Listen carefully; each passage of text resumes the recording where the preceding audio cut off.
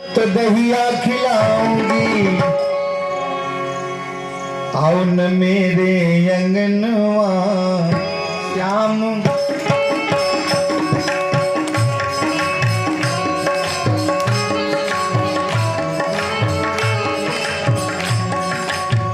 छम छम नाचे अंगनवा श्याम माने, छम छम नाचे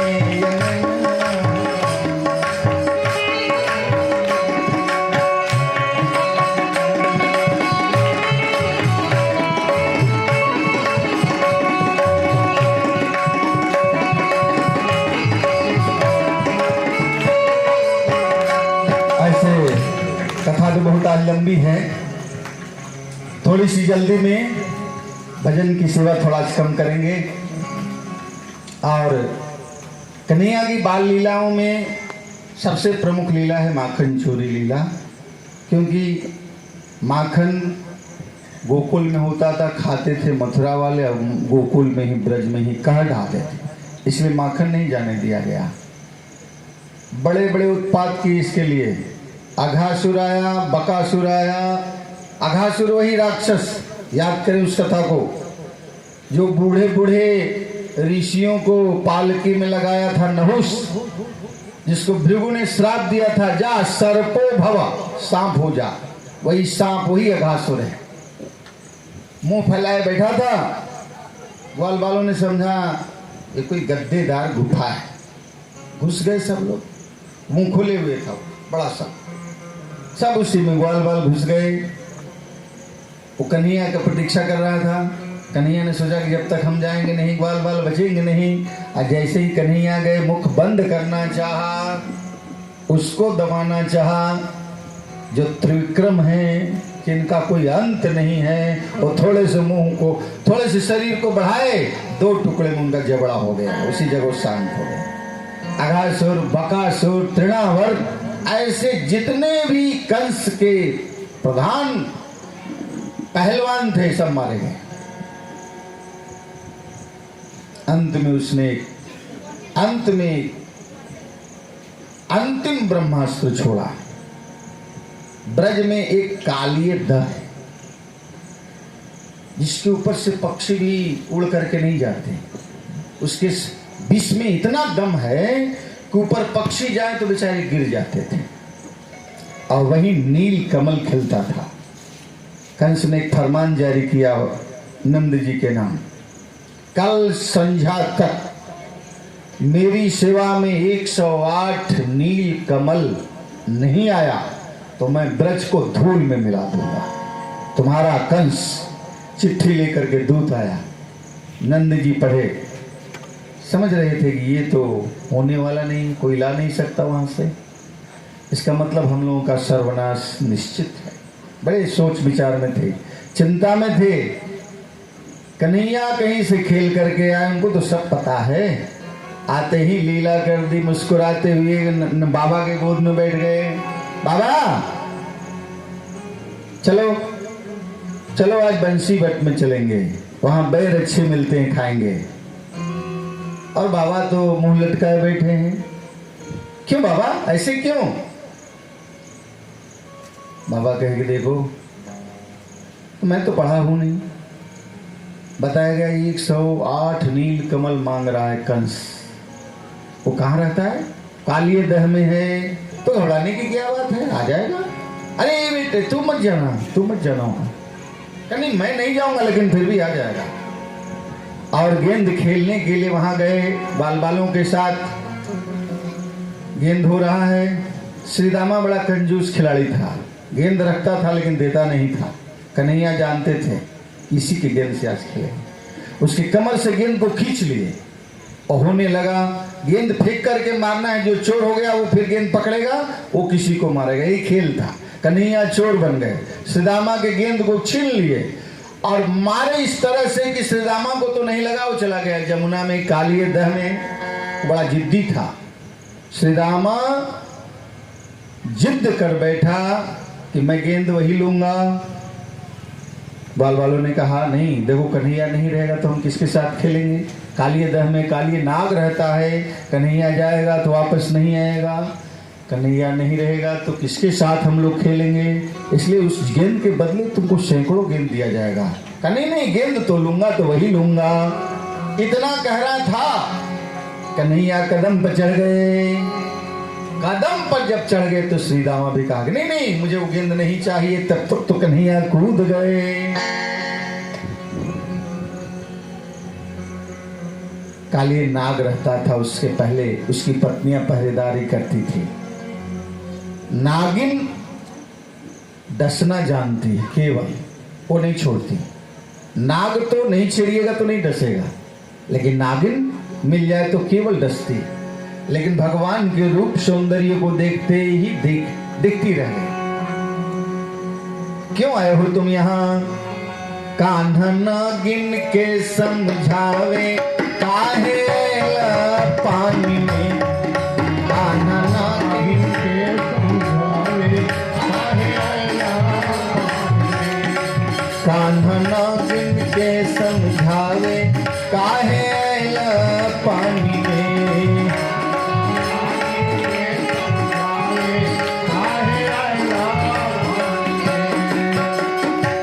मानुष है सुखला के प्राणी, पानी में अकुला जइबा।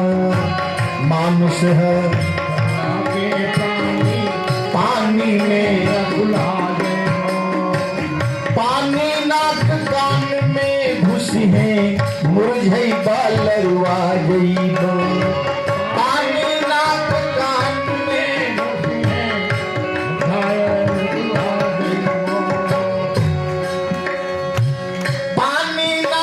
कान में घुसी है, मुरझइबा लरुआ जइबा।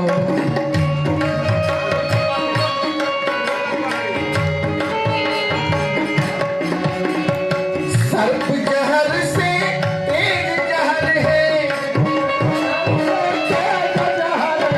सर्प जहर से तेज जहर है।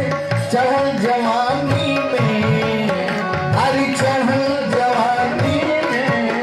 कान्हा के समझावे काहे पानी में।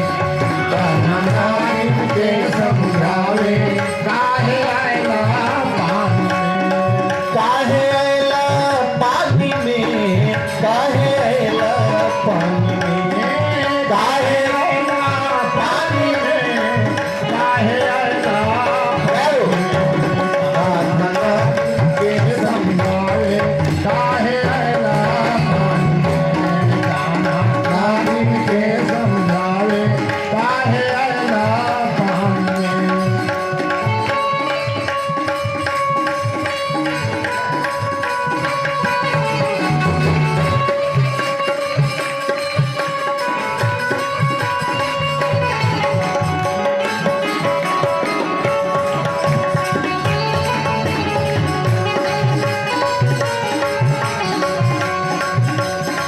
नागिन के समझावे काहे। रूप देखती रह गई। सबसे बड़ा रूपवान, सबसे बड़ा धनवान, सबसे बड़ा गुणवान, सबसे बड़ा ज्ञानवान, सबसे बड़ा पहलवान इक्वल टू भगवान। उसी को भगवान कहते हैं। इसी को भागवत जी में व्याख्या कर रहे हैं, ऐश्वर्यश्च समग्रश्च। ऐश्वर्य की समग्रता जहां हो उसी को भगवान कहते हैं। मतलब मान लीजिए यहां कोई पहलवान हो, अच्छा यही है, तो इनसे भी ज्यादा कहीं का होगा, उनसे भी ज्यादा कहीं का होगा, दारा सिंह से भी ज्यादा कहीं कोई होगा, उनसे भी ज्यादा कोई होगा। ये करते जाइए, गुरु जी के गुरु जी, गुरु जी के गुरु जी, गुरु जी के गुरु जी कहते जाइएगा, ठगेगा नहीं। लेकिन जी जहां उसके बाद कोई न हो, सा पूर्वे शाम मत गुरु काले नावक छेदा।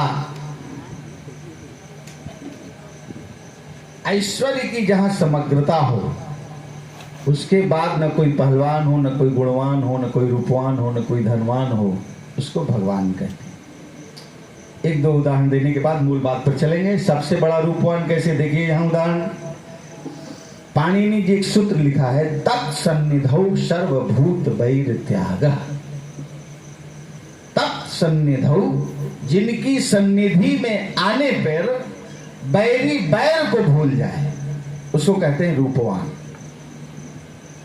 सूपनखा जाकर के भाई से नमक मिर्चा लगाकर बोली, तू यहाँ राज कर रहा है, तेरे बहन की देख के क्या ही हालत हो गई। वो पूरी सेना लेकर के आए हैं भगवान के साथ, भगवान को मारने। लेकिन भगवान को देखते ही क्या कह रहा है, खरदूषण बधलायक नहीं पुरुष अनुपा, यह मारने लायक बालक नहीं है। मैंने जेते हते, बहुत मारे, गंधर्व को मारे, किन्नर को मारे, सबको मारे, लेकिन ऐसा रूप नहीं देखा। इसलिए बधलायक नहीं पुरुष अनुपा, यह मारने लायक बालक नहीं। नागिन देखी तो देखती रह गई, इसको कहते हैं रूप। अच्छी सूरत को संवरने की जरूरत क्या है, सादगी भी कयामत की अदा होती, इसको कहते हैं रूप। और सबसे बड़ा धनवान, जो संपत्ति शिव रावणी, दिन दिए 10 मात, सोई संपदा विभीषणी, सकुची दिन रघुनाथ। रावण के पास क्या था, सोने की लंका। हालांकि वो भी घोटाले की थी, अपनी नहीं थी। पार्वती जी भोले बाबा से कहे, क्या एक बार भीले जगह पर रहते हो, दरबार न दीवार है न दरवाजा है, ऐसे ही नंग धिड़ंग रहते हो। अपने लिए भी सुने कि तुम हीरे जवाहरात लुटाते हो, महल देते हो, अटारी देते हो, और अपने लिए कुछ नहीं। अरे हमारे लिए भी कुछ बना दो। तो पार्वती जी के कहने पर एक बहुत बड़ा महल बना, नगरे बना दिया, सोने का नगर बना दिया। नगर बनाया और हुआ कि भाई इतना बढ़िया मकान बना है तो इसका बढ़िया पंडित होना चाहिए, क्योंकि रावण साधारण पंडित नहीं था। रावण के यहाँ वेद पढ़ने साक्षात ब्रह्मा जाते थे, क्योंकि चारों वेद का खुद ज्ञाता था। इसलिए ऐरू गैरू से वेद नहीं पढ़वाता, साक्षात ब्रह्मा को वहां जाना पड़ता था। और ब्रह्मा को जाना पड़ता था वो भी भय से। वेद पढ़े विधि शंभु सभीत, पूजावन रावण सो नित आवत। विधि कहते हैं ब्रह्मा को, और शंभु माने शंकर। शंकर जी पूजवाने के लिए जाते थे और ब्रह्मा जी वेद पढ़ने के लिए जाते थे। दरबान वहां कहता था, रुकिए अभी हमारे साहिब को फुर्सत नहीं है, बैठना पड़ेगा, जब फुर्सत होगी तो आपसे वेद पढ़वा लेंगे। भोले बाबा गए कि पूजा करवा लो, सवेरे का समय है। नहीं अभी आप बैठो, जब साहिब को समय होगा पूजा करवा लेंगे। दोनों आदमी बैठे रहते थे, दरबान आता था, बोलता था। वाल्मीकि रामायण भी ऐसी चर्चा है।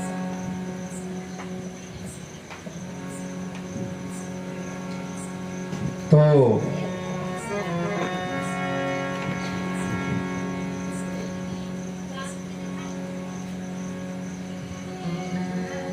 रावण पंडित बना भोले बाबा का, कर्मकांडी।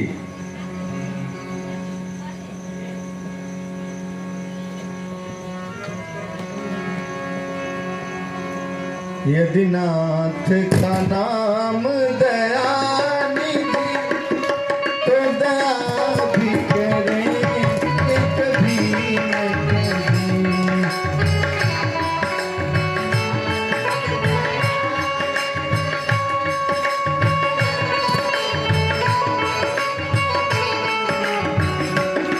यदि नाथ का नाम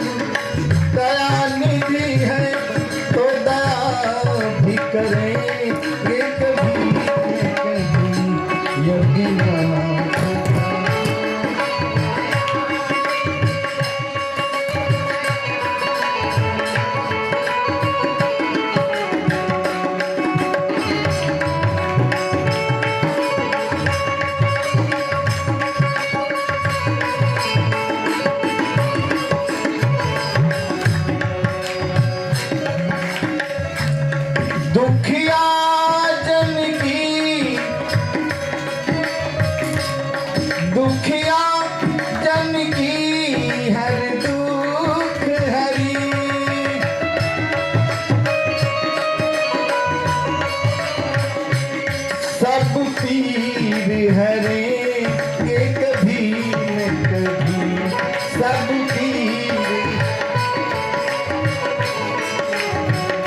ये दीनाथ का नाम दयानिधि है, तो दया भी करे ये कभी न कभी, ये दीनाथ का नाम तो दया भी करे ये कभी न कभी। कर्मकांड करवाए रावण पंडित। कर्मकांड करवाने के बाद हुआ कि दक्षिणा, तो क्या दक्षिणा आपसे लेना बाबा, आप तो खुद नंग भिड़ंग रहते हैं, क्या दक्षिणा आपसे लेना, जा रहे हैं वैसे ही। नहीं दक्षिणा बिना कथम श्राद्धम मृतम भवे, वो पूजा बेकार हो जाती है जहां दक्षिणा नहीं। इसलिए दक्षिणा बोलो, मुंह मांगा बोलो, तो ऐसा है ये जो महल बनाए हैं दे दीजिए हमको। वो जो नगर बनाए थे सोने का पार्वती जी के लिए वही मांग, सोने की लंका बनाए थे पार्वती जी के लिए बोले बाबा, वो ले लिया वो। और उसका चचेरा भाई था कुबेर, वो एक ऐसा विमान रखता था जिसमें ईंधन की जरूरत नहीं है, अपने आप चलता था, वो विमानवा छीन लिया। इतना बड़ा महल है तो एरोप्लेन भी अपना होना चाहिए, छीन लिया।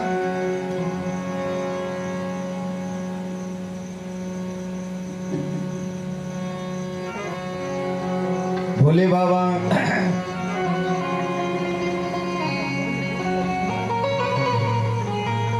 नागिन देखती रह गई भगवान के रूप को, कहा चले जाओ बालक, यहां से तुम चले जाओ, जाने हम नहीं आए, हम भगाने आए हैं। क्या बकते हो? तब तक नाग जग गया, जगना था तो उसके शरीर पर कूद गए, तब तक लगा विष का बमन करने। कन्हैया थोड़ा सा भोले बाबा को बुलाए, बाबा देखिए आपका चेला थोड़ा बदमाशी कर रहा है, गैस को ठंडा कीजिए। सारा विष उसका पान कर गए। मान लीजिए कोई बहुत बड़ा नाग हो, कोबरा देखते हैं ना, कोबरा, और उसके पास जहर नहीं है तो क्या है, वो जिंदा खिलौना है। देखते हैं आते हैं वो दिखाने वाला, बच्चों के गले में लपेट देता है। नाग पंचमी के दिन आता है दिखाने वाला, अब बच्चों के गले में लपेट देता है, इसलिए कि उसमें कुछ नहीं है, वो एक जिंदा खिलौना है। सांप का खिलौना होता है ना, उसी तरह से वो जिंदा चलता फिरता खिलौना है, कोई दम नहीं है। इस कालिए नाग के पास कोई दम नहीं है। लग रहा है कि इसके फन को कुचल डालेंगे कन्हैया। सारी नाग पत्नियां भगवान के चरणों पर गिर गई। महाराज अपराध सहस्त्रभाजनम, आप मेरे अपराध की क्षमा कीजिए, मेरे सुहाग को बचा लीजिए। कहा कि मैं मारता नहीं हूं, मैं संहार करता हूं, मैं संवारता हूं। अच्छी बात तो तब होगी तुम यमुना को शुद्ध कर दो, निर्मल कर दो। मैं यमुना को निर्मल बनाने आया हूं, जो दूषित है उसको पवित्र करने आया हूं। कहां जाऊं? जहां जाता हूं आपके जो रथ हैं, सेवक हैं, गणुर जी महाराज हमको नहीं छोड़ते। हम तो अमेरिका में रहते थे, रमण द्वीप अमेरिका में, हम तो वहां हमारी नाग की प्रजातियां रहती हैं, मेरा गांव है, हम वहीं रहते थे, आराम से वहीं रहते थे। आपके गणुर जी महाराज गए, गांव के सारे नाग को मारने लगे। हम लोगों ने आपस में निर्णय कर लिया कि सर्वनाशे समुत्पन्ने अर्धम त्यजति पंडिता, एक नियम है, सर्वनाश की स्थिति आए तो बलिदान करना चाहिए।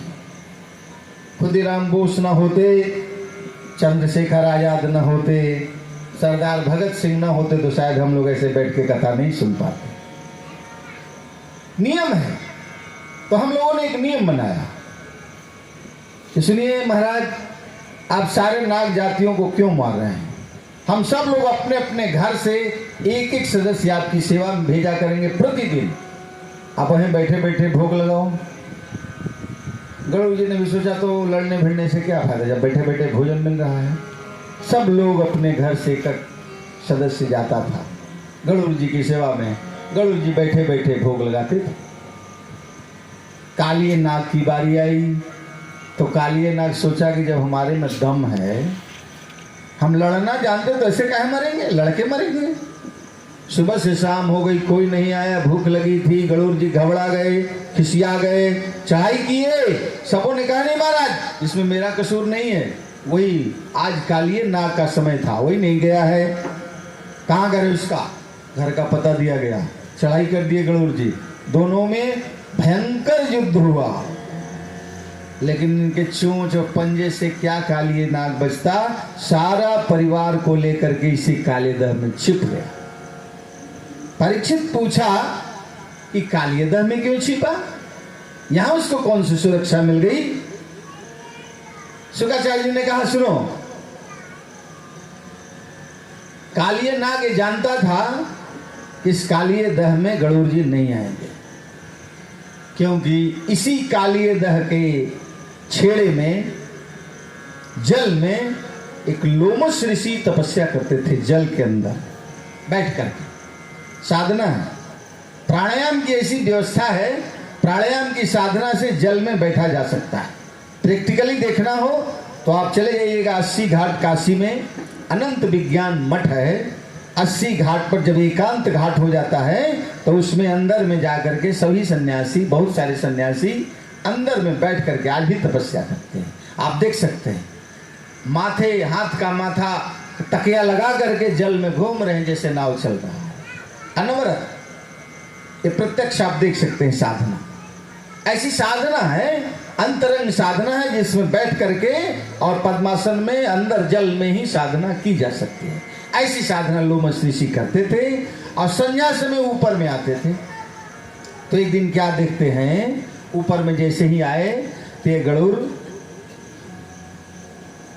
उनके जल में से, उसी जमुना के छेड़े में से मछली निकाल निकाल करके खा रहा है और उसकी हड्डी को किनारे पर रख रहा है। लोमस ऋषि देखे तो कह रहे, जिस जल में, जिस वरुण देवता में हाँ हम साधना करते हैं, तुम उसी जल को अपवित्र कर रहे हो। इस परिसर में आओगे तो तुम्हारे शरीर के 10 टुकड़े हो जाएंगे। श्राप दे दी। ये कालिए नाग जानता था, इसीलिए प्रभु मैं यहां हूं। भगवान ने कहा अब से मेरा चिन्ह रहेगा, पद चिन्ह तुम्हारे ऊपर रहेगा, है ना, ऐसा चिन्ह रहता है। अब तुमको गरुड़ नहीं बिगाड़ेंगे, इसलिए तुम छोड़कर चले जाओ। भगवान ने अपना पैर का चिन्ह उस पर छाप दिया और जाने के लिए सब परिवार तैयार हो गए। कहा ऐसे कैसे जाओगे, सबको दिखाओ। तो सब लोग किनारे पर कन्हैया कूद गए हैं। ब्रज में हंगामा मचा हुआ है। यशोदा मैया तो बेहोश पड़ी है, क्योंकि जानता है कि कालिए नाग, कालिए दह में जो जाता है लौट के नहीं आता। जो भी गैया बछिया जल पी वही रह गई। कन्हैया चला गया है, मैया बेहोश पड़ी है। जैसे ही ऊपर आकर के बांसुरी बजाने लगे, उस बांसुरी की धुन से, क्योंकि बांसुरी में क्या है, श्रुति है, वेद है, उस धुन से ही चेतनता आ गई यशोदा मैया में। उठी, उठकर खड़ी हो गई। अरे तो कन्हैया की बंसी है।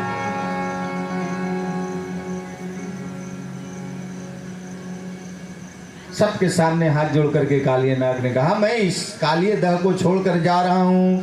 आज से जमुना पवित्र हो गई, कोई भी जल पी सकता है। स्वच्छ हो गया। भगवान एक दिन में जमुना के जल को पवित्र कर दिया, जो दूषित था स्वच्छ बना दिया। आजकल तो करोड़ों रुपए खर्च हो रहे हैं। बोली वृंदावन, गंगा जमुना, जमुना पवित्र हो गई।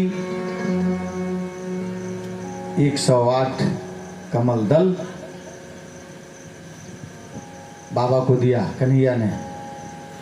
ऐसे ही 108 नील कमल देखे बाबा, सोचने लगे हमारा कन्हैया कोई देवता तो नहीं, ये कोई दैवी शक्ति इसके अंदर में तो नहीं। सोचने लगे। कन्हैया समझ गए कन्हैया ने मुस्कान लगाई, ऐ श्याम तेरी बंसी घायल कर जाती है, ऐ श्याम तेरी